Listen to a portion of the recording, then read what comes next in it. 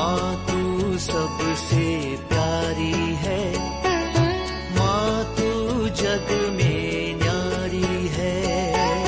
माँ तू सबसे प्यारी है, माँ तू जग में न्यारी है। अपने आंचल में रखना, अपने आंचल में रखना। हमें वरदानों से भरना। माँ तू सबसे प्यारी है, माँ तू जग में न्यारी है। माँ तू सबसे प्यारी है, माँ तू जग में न्यारी है। पिता, पुत्र और पवित्र आत्मा के नाम पर आमीन। आप सबों को जय यीशु। कई क्लास हम लोग जब पेंटेकोस्टल कलीसियाओं का गलत शिक्षाओं को खंडन करते हुए कई ऐसा झूठी शिक्षा उसका सही क्या है ये मैं बता करके दिया। अब तक अनेकों क्लास हो चुका है। एक और झूठी शिक्षा देखने के लिए मिला, वो है कैथोलिक कलीसिया कॉन्स्टेंटाइन जो सम्राट है, रोमन सम्राट, जिनके द्वारा 313 में क्रिश्चियंस को आज़ादी मिला और क्रिस्तीय धर्म को अन्य धर्म के समान प्रार्थना करने का आज़ादी मिला। वो कॉन्स्टेंटाइन के वो एक सूर्य भगवान का पूजा करने वाला था और वो सूर्य भगवान का पूजा करने के लिए इतवार को, संडे को हॉलीडे घोषित किया, हॉलीडे छुट्टी का दिन घोषित किया। इसीलिए रोमन सम्राट कॉन्स्टेंटाइन के द्वारा संडे हॉलीडेज हो गया। और दूसरी बात है, उसका उद्देश्य उसका ये था ईसा मसीह को उस सूर्य भगवान के स्थान पर रख करके उस सूर्य भगवान का पूजा करना। तो इसका कई झूठे शिक्षाएं उसके साथ वो बोल रहे थे। तो क्या इतवार जो छुट्टी हुआ या संडे जो छुट्टी होने का, या उस दिन हमारे चर्चों में मिसा बलिदान अर्पित करने का कारण राजा सम्राट कॉन्स्टेंटाइन का नियम है? ये कॉन्स्टेंटाइन ने रोमन कलीसिया में शुरू किया। कई प्रोटेस्टेंट पास्टर्स इस झूठी शिक्षा को देता हुआ मुझे देखने के लिए मिला। शायद एक से दूसरा देखते जा रहे। और प्रोटेस्टेंट भाई बहन, हमारे इस चैनल के अंदर भी आप लोगों ने पढ़ा होगा, कई लोग इस पर लिखा था राजा कॉन्स्टेंटाइन के द्वारा आप लोगों का रोमन कलीसिया का शुरुआत हुआ, उनका नियम के अनुसार तुम लोग चल रहा है। ये जो बोलने वाला व्यक्ति भी संडे के दिन उनका चर्च नहीं बोल सकता, हॉल में जाता है और प्रार्थना करते हैं, वो अलग बात है। उन लोग मिस्सा बलिदान अर्पित नहीं कर रहा है। इसका मतलब है मिस्सा बलिदान उनके अनुसार उस सूर्य भगवान को अर्पित करने वाला कुछ बलि है, इसलिए वे लोग इस मिस्सा बलिदान अर्पित नहीं करते हैं। तो हम लोग थोड़ा सा बाइबल के अनुसार इसको पढ़ करके देखना जरूरी है। इनका ये झूठी शिक्षा, मैं फिर से आपको बोलूँगा, कई प्रोटेस्टेंट कलीसियाएं इस प्रकार का कैथोलिक विरोधी झूठी शिक्षाएं फैला करके अनेकों लोगों को शैतान के झुंड में जोड़ रहा है।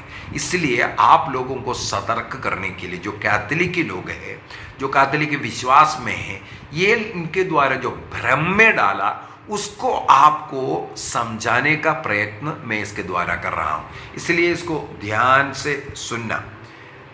कई लोग साबत मनाने के विषय में, साबत को पोप ने संडे का बना दिया, क्योंकि पोप जो है सूर्य भगवान का पूजा कर रहा है, इसी वजह से है, और वो अपना चला रहा है। क्या क्या टिप्पणियां इस प्रकार हमें पढ़ने के लिए मिलता है। साबत क्या है, और जो संडे के दिन, संडे को नहीं बोलता है, उसको प्रभु का दिन कहते हैं। संडे नहीं। आपको एक बात और मैं बोल करके देना चाहता हूं, हमारे देश में जरूर इतवार को संडे अंग्रेजी में सन का, सूर्य का दिन संडे कहते हैं, हमारे देश में जरूर कहते हैं। लेकिन आपको मालूम होना चाहिए इस दुनिया में अनेकों ऐसा राष्ट्र है संडे के दिन को संडे नहीं बोलता है, अन्य नाम से इस दिन को पुकारते हैं। इसी प्रकार हमारे ईसाई धर्म के लिए संडे नहीं बल्कि प्रभु का दिन है। जैसे हम लोग इस दिन को प्रभु का दिन बोलते हैं, प्रभु का दिन, और नेशनल कैलेंडर के अंदर उसको संडे है, इसलिए हम लोग संडे संडे बोलते हैं। संडे इसलिए बोलता है क्योंकि नेशनल कैलेंडर, हमारे देश के कैलेंडर में उस दिन को संडे लिखा हुआ है। लेकिन हम कौन सा दिन को मनाने के लिए जा रहे हैं? संडे मनाने के लिए नहीं जा रहा है। ये सबसे पहले आप सुधार दीजिए। हम संडे मनाने के लिए नहीं जा रहा है, हम प्रभु का दिन मनाने के लिए संडे के दिन जाता है। सबसे पहले वो दिन है प्रभु का दिन। ईश्वर ने 7 दिन है, उनमें से 6 दिन हमारा दिन बनाया। काम करो, कमाओ, जो कुछ करना है कर लो, ये नियम प्रभु ने दिया। लेकिन सातवां दिन को प्रभु का दिन के रूप में मनाने के लिए बोला है। क्या कारण है? 6 दिन प्रभु ने जो कार्य किया, इससे उन्होंने विश्राम किया, सोया नहीं। विश्राम का मतलब वो उस दिन आराम किया, ये नहीं है, एक गलत विचार है, ये गलत धारणा है। ईश्वर ने क्या विश्राम किया? ईश्वर ने जो 6 दिन काम कर रहा था, उस काम से विश्राम ले लिया। इसके बाद 7वें दिन को क्या किया? वहां पर लिखा हुआ है 7वें दिन को प्रभु ने पवित्र किया। इसका मतलब 6 दिन वो जो कार्य कर रहा था, उस कार्य को पवित्र करने के लिए या आशीर्वाद देने वाला दिन, इसका मतलब वो कार्य कर रहा है। कौन सा कार्य कर रहा है? पवित्रीकरण का कार्य कर रहा है। तो प्रभु का दिन हम ईसाई लोगों के लिए पवित्रीकरण का दिन है। अर्थात 6 दिन जो आप खेतीबाड़ी कर रहा है, या ऑफिस जाकर के नौकरी कर रहा है, या किसी भी प्रकार बिजनेस हो, या धन कमा रहा है, या स्कूल कॉलेज जाकर के पढ़ाई कर रहा है, जो भी कार्य आप कर रहा है, उसको 7वें दिन पवित्रीकरण करने का दिन है। कौन पवित्र करेगा? ईश्वर पवित्र करेगा। इसलिए उस दिन के काम को हमें प्रभु के दिन के आदर में, प्रभु का आदर है करके ये भी लिखा हुआ है, प्रभु के आदर में इस दिन को मनाना है। प्रभु का आदर देने का एक तरीका यह है, उस दिन को सब लोग चर्च में आना, वो जो 6 दिन का काम को प्रभु को अर्पित कर उसके ऊपर आशीर्वाद लेना पड़ता है। तो साबत संडे कैसे बना? साबत संडे नहीं बना है, ये गलत है। साबत तो शनिवार ही है, आज भी साबत दिन आज भी शनिवार है। लेकिन हम ईसाई लोग, क्रिस्तीय लोग साबत नहीं मनाता, हम लोग प्रभु के दिन को मनाता है। कब से? ईसा मसीह जी उठने के दिन से। ईसा मसीह मर करके 3रे दिन जी उठा, अर्थात इतवार के दिन, प्रभु के दिन में जी उठा। हम क्रिस्तियों के लिए एक नया दिन बना दिया। वो पाप से धुल करके वो हमें जी उठने का दिन है। रोमियो को लिखते हुए संत पौलुस यही कहते हैं, हमें अपने पापों के साथ प्रभु यीशु मसीह के क्रूस पर अपने को अर्पित करना है, प्रभु यीशु मसीह के साथ दफनाना है। तब ईश्वर ने हमें प्रभु यीशु मसीह के साथ पुनर्जीवित कर स्वर्ग में बिठाता है। एफेसियों का पत्र दिया है 2:6 में बिठाया करके लिखा है। तो ईसा मसीह के साथ जी उठने का दिन है वो 7वां दिन। उसको पहला दिन भी कहते हैं क्योंकि क्रिस्तीय जीवन का पहला दिन है। क्रिस्तीय जीवन का पहला दिन है ईस्टर दिन। वो ईस्टर का पर्व को मनाते, छोटा ईस्टर भी कहा जाता है। तो प्रभु का दिन मनाने के लिए, अर्थात छोटा ईस्टर मनाने के लिए ईश्वर के साथ पुनर्जीवित कर, ईसा मसीह के साथ पुनर्जीवित कर एक नया जीवन प्रारंभ करने का वो दिन है प्रभु का दिन। और वो प्रभु के दिन मनाने के लिए जब प्रभु के पास आएगा जो 6 दिन काम किया उससे कुछ लेकर के आएगा, उस पर आशीर्वाद लेकर के हमें जाना है। 6 दिन के काम पर 7वां दिन मनाएगा तो उस पर आशीर्वाद मिलता है। तो साबत को जो संत पापा ने प्रभु का दिन नहीं मनाया, संडे नहीं मनाया, ये गलत बोल रहा है। साबत तो शनिवार ही है, लेकिन हम ईसाई लोगों के लिए आज साबत नहीं है।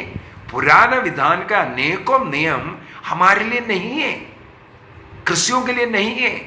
ईसा मसीह ने उन नियमों को, जो नियम विधि जो भी था, ईसा मसीह में वो पूरा हुआ है, पूर्त कर दिया। अभी ईसा मसीह में हमें नियमों को देखना है। 10 नियम के विषय में 10 नियम को कैसे सिखाना चाहिए, ईसा मसीह का उस एक नियम के अनुसार। प्रभु ने कहा जैसे मैंने तुम्हें प्यार किया उसी प्रकार तुम एक दूसरे को प्यार करो। ये एक नियम, नए विधान का एकमात्र नियम वो है। उस नियम के मद्देनजर हमें 10 नियम को सिखाना चाहिए। ईसा मसीह के बलि, कलवरी बलि के अनुसार पुराने नियम के बलि को देखना चाहिए। हर चीज इस प्रकार है। साबत हमारे लिए नहीं है, वो यहूदियों का दिन है। हमारे लिए प्रभु का दिन बन गया ईसा मसीह जी उठने के द्वारा। जो ईसा मसीह में विश्वास करता है वो मुक्तिदाता है, मेरी मुक्ति उसके द्वारा है। उनके लिए प्रथम दिन ईस्टर का दिन बन गया, जीवन का, क्रिस्तीय जीवन का प्रथम दिन है प्रभु ईसा मसीह का जी उठने का दिन। तो ये बोलना भी गलत है। हम लोग साबत नहीं मना रहा है, हम प्रभु का दिन को मनाता है। अभी अगली बात, क्या 34 सदी में अर्थात सन 313 के बाद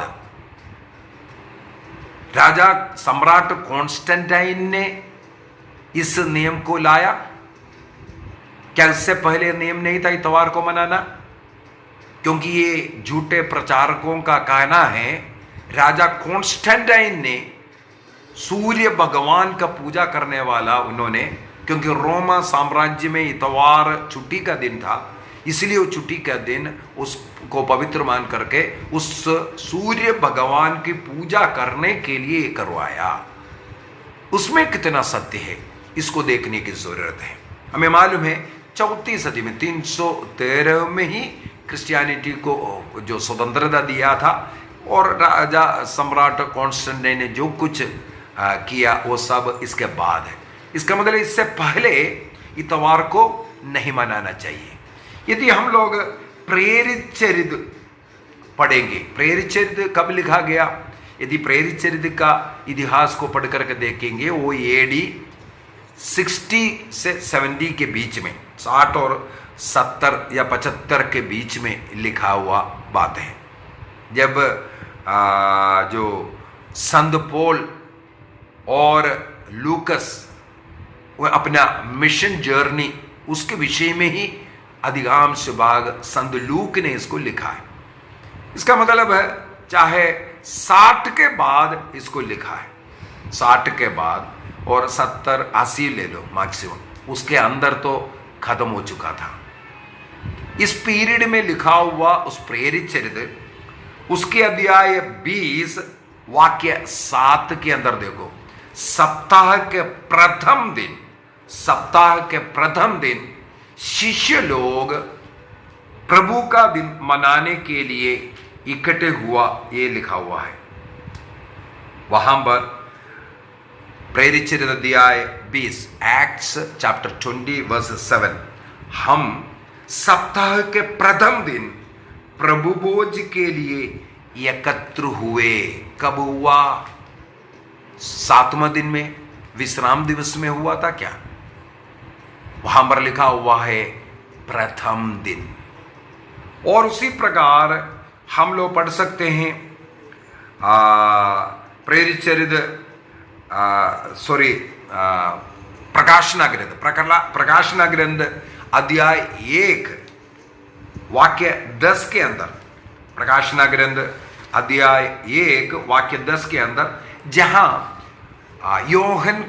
संत योहन को ईसा मसीह ने दर्शन दिया, और पूरा प्रकाशना ग्रंथ उस दर्शन एक ही दिन में, कौन सा दिन है? प्रभु का दिन। ये लिखा हुआ है, क्या लिखा हुआ है? मैं प्रभु के दिन आत्मा से आविष्ट हो गया और मैंने अपने पीछे तुरही जैसी वाणी को उच्च स्वर से कहते हुए सुना। इसका मतलब जिस दिन वो प्रार्थना के लिए, प्रभु का दिन मनाने के लिए बैठा हुआ था, उस समय पर पद्मोस नामक टापू में वो कैद था, जंजीरों से जकड़ा हुआ था। इस अवस्था में ईश्वर का दर्शन पाया। वहां पर लिखा है सप्ताह के प्रथम दिन, अर्थात जो प्रभु के दिन में ये कार्य हुआ है। तो ये बोलना कितना गलत है राजा या सम्राट कॉन्स्टेंटाइन ने ये जो कार्य शुरू किया करके, ये जो बोलना कितना गलत बात है। और उसी प्रकार कई जगह पर मिलेगा। कुरिन्थियों का दूसरा पत्र अध्याय 9 के अंदर मिलेगा। पहला कुरिन्थी अध्याय 16 वाक्य 2, यहां पर सब हम लोगों को मिलता है। संत पौलुस इस सप्ताह के प्रथम दिन और प्रभु के दिन के विषय में लिखा हुआ, चाहे वो चंदा देने के विषय में हो, चाहे कुछ है, ये सब कब हुआ? ये AD 55-60 के बीच की बात है। ये संत पौलुस यहाँ पर लिखता है। इसका मतलब है जो संडे मनाना, प्रभु का दिन मनाना, ये कॉन्स्टेंटाइन का हुआ नहीं। बाइबल के अनुसार प्रथम शिष्य लोग, जो प्रेरित लोग जो मनाते आया, वो आदिम कलीसिया मनाते आया, वही आज भी कैथोलिक कलीसिया में है। वो किसके लिए इकट्ठा होते थे? प्रभु भोज मनाने के लिए। अभी बोलता है प्रभु भोज मनाने की जरूरत नहीं है। वो हम लोग प्रेरित चरित्र अध्याय 2 के अंदर ही हम लोग पढ़ते हैं, जो आदिम कलीसिया के अंदर जो जब शिष्य लोग बनना शुरू किया, उसी समय से लोग प्रभु भोज मनाते थे। प्रेरित चरित्र उसके अध्याय 2 वाक्य 46 को पढ़ रहा हूं। वे सब मिलकर के प्रतिदिन मंदिर जाया करता था और निजी घरों में प्रभु भोज मनाया करता था। अभी दूसरी बात एक और जानने की जरूरत है। प्रभु भोज यदि लास्ट सपर का यादगारी है, ध्यान से सुनिए, प्रभु भोज यदि लास्ट सपर का यादगारी होते तो इसको कौन सा दिन मनाना चाहिए? शनिवार को या इतवार को? प्रभु भोज कौन सा दिन मनाना चाहिए? ईसा मसीह ने अपने शिष्यों के साथ वो प्रभु भोज मनाया थर्सडे को शाम के समय पर।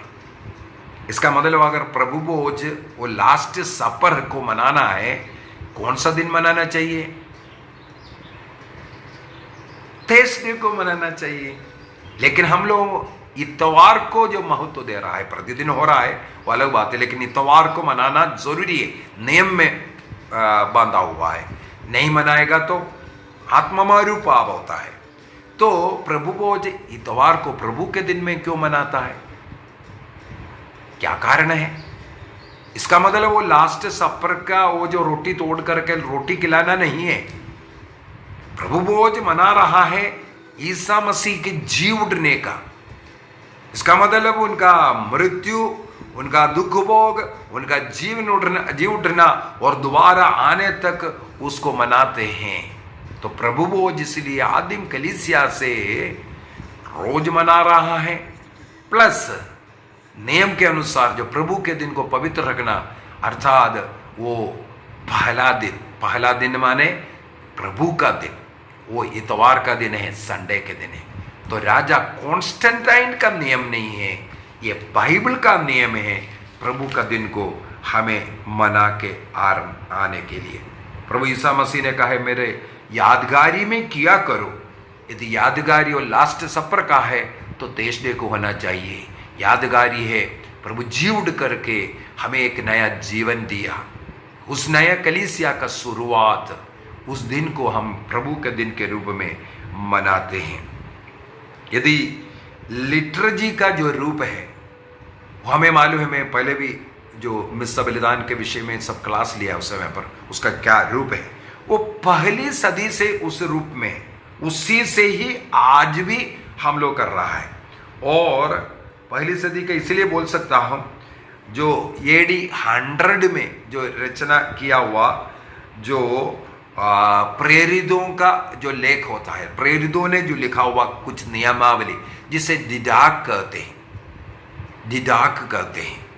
हमारे 12 प्रेरित लोग हैं, उनके द्वारा जो नियम बनाया था उसका एक किताब है जिसे दिदाक कहते हैं। हमारे प्रेरित लोगों ने उसके अंदर चैप्टर 16:1 के अंदर ये साफ साफ लिखा हुआ है, ये प्रभु का दिन, हमें हम लोगों को साबत नहीं बल्कि प्रभु का दिन, पहला दिन के रूप में, या 8वें दिन भी उसको बोलता है, उसके दिन के रूप में इसको मनाना है। और वहां पर बलि अर्पित करना, प्रभु का कलवारी बलि को, वो लास्ट सपर, ये सब जो है मनाने के विषय में वहां पर लिखा हुआ है। कौन सा दिन में मनाने के लिए? प्रभु का दिन में, अर्थात उनका जी उड़ने का वाला दिन में उसको पवित्र रखना, प्रभु का दिन पवित्र रखना, उसी दिन को पवित्र रखने के विषय में दिदाक के अंदर भी लिखा हुआ है। ये प्रेरितों द्वारा दिया हुआ लिखा हुआ नियमावली है। कैसे बपतिस्मा देना है, जैसे बच्चों का बपतिस्मा, सब दिदाक में है। कैथोलिक की कलीसिया ऐसा नहीं, संत क्या बोलते हैं, कई लोग बोलते हैं पोप का बना हुआ नियम। ये जो जिसको बुद्धि नहीं है, ज्ञान नहीं है, शैतान ने जिसका मन को भटकाया है, इनका कहना है। ये 17वीं सदी में, 18वीं सदी में या 20वीं सदी में आकर के कुछ नियम बनकर के कुछ ग्रुप बना, आज कल 40,000 से ज़्यादा गुटों में विभाजित कर अपना अपना कलीसिया स्थापित कर रहे। वो अपना मनमर्जी में कुछ भी बोल सकता है, उनका ये सिखाने का तरीका है। तो मेरे विचार में आज के इस क्लास के अंदर हम लोगों ने मनन चिंतन किया, जो प्रभु का दिन, जो इतवार राजा कॉन्स्टेंटाइन का नहीं बल्कि आदिम कलीसिया का जो जीवनचर्या है। और आदिम कलीसिया ही सप्ताह के पहले दिन को प्रभु ईसा मसीह का पुनरुत्थान को याद करते हुए मनाना शुरू किया था। इसलिए एक नया जीवन में प्रवेश करने का, एक नई जिंदगी शुरू करने का उस प्रथम दिन को ही प्रभु का दिन, प्रभु जिस दिन जी उठा उसको प्रभु का दिन कहते हैं, ईस्टर का डे, वो मनाने के लिए शुरू किया। ईसा मसीह का क्रूस मृत्यु, उनके उत्थान का उस के द्वारा, मिस्सा बलिदान के द्वारा हम याद भी करते हैं। और प्रेरित चरित्र के अंदर या प्रकाशना ग्रंथ के अंदर या अन्य संतों के लेखों में हमें पता चलता है कि आदिम कलीसिया से ही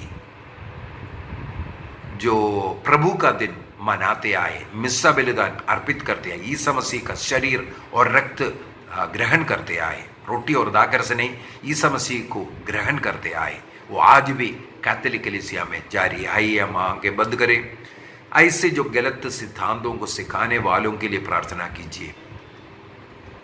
ऐसे जो प्रोटेस्टेंट लोग कैथोलिक कलीसिया के ऊपर अटैक करने के लिए शैतानी शिक्षाएं दे रहा है, झूठ पर झूठ कहानी बना करके कैथोलिक कलीसिया से लोगों को भटकाता है, उनके मन परिवर्तन के लिए प्रार्थना करें, उन्हें ज्ञान मिले, उनकी आत्मा भी नष्ट ना हो, सत्य को जानने, कलीसिया से जुड़ करके, प्रभु का शरीर है कलीसिया, उस शरीर से जुड़े रहने की कृपा उन्हें मिले, स्वर्ग राज्य का अनुभव उन्हें भी मिले, प्रभु का शरीर रक्त को ग्रहण करने का कृपा उन्हें भी मिले।